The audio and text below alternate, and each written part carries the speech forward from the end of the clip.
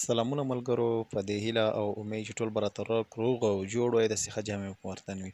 راځئ ملګرو، په نننۍ ویډیو کې زه تاسو ته دا درښایم چې هغه کوم لاملونه دي چې زموږ او تاسو یوټیوب چینل له خطر سره مخامخ کوي، یا هم که چېرته موږ او تاسو په یوټیوب کې دغه کارونه ترسره کړو نو زموږ او تاسو ویډیوګانې نه وایرل کېږي، فاریو ته نه ځي، ویوز پرې نه راځي، او نور زیات لاملونه دي چې نه غواړم په هغې باندې په دې ویډیو کې بحث وکړم.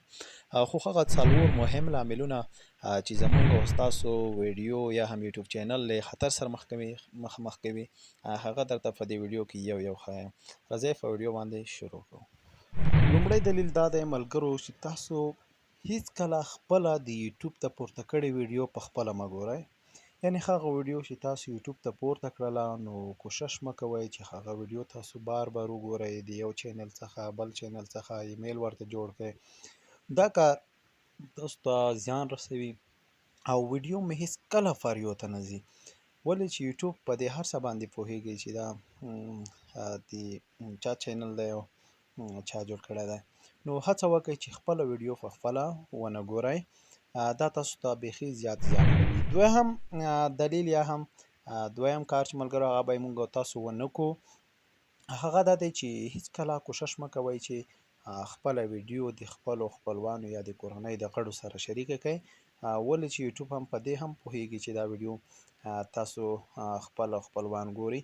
نو هڅه وکړئ چې ویډیو عامه خپاره کړئ او هغې ته خپله لیدونکي راشي او لیدونکي خپله وګوري.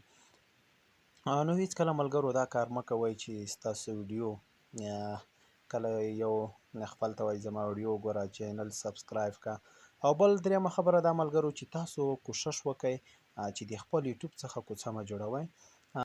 نو کوشش وکړئ چې یوټیوب ته هر څه پورته نه کړئ، مطلب کله اسلامیک ویډیو ور اپلوډ کوئ، کله د زده کړو ویډیوګانې ور اپلوډ کوئ، کله د ټکنالوژۍ اړوند ویډیوګانې ور اپلوډ کوئ. نو دا هم تاسو له یوټیوب څخه چار مه جوړوئ چې هر څه ور اپلوډ کوئ، څه مو ذهن درسي ورڅخه چار څه مو ذهن ته درسي همغه ور اپلوډ کوئ. نو هڅه وکړئ چې یو څه وټاکئ او هغه ور اپلوډ کړئ. او څلورمه مهمه خبره دا ده ملګرو چې تاسو هیڅکله دا کوشش مه کوئ چې خپله پخوانۍ ویډیوګانې چې هغوی باندې ویوز نه وي راغلي یا کم ویوز پرې راغلي وي هغه ډیلیټ کړئ، ځکه یوټیوب ګوري چې ستاسو کومه ویډیو ډېره ښه ویډیو ده، بهترینه ویډیو ده، هغه فاریو ته بیا یې وایرل کوي او تاسو ته به هیڅ معلومات هم نه کېږي ستاسو ویډیو به وایرل شوي. نو هیڅکله دا هڅه مه کوئ چې تاسو د یوټیوب څخه خپله ویډیو ډیلیټ کړئ او یا یې هم ختمه کړئ ترې.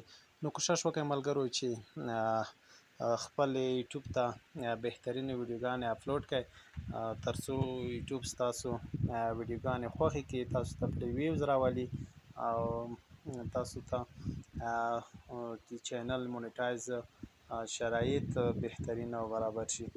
نو ملګرو که ویډیو مو خوښه شوې وي نو لازمي لایک یې کړئ، شیر یې کړئ او زموږ چینل هم درسره سبسکرایب کړئ تر څو زموږ نور ښایسته ښایسته ویډیوګانې ستاسو موبایلونو ته در ورسیږي. تر هغې هم په لوی او بخښونکي ذات سپارم، تر بیا ښې چارې.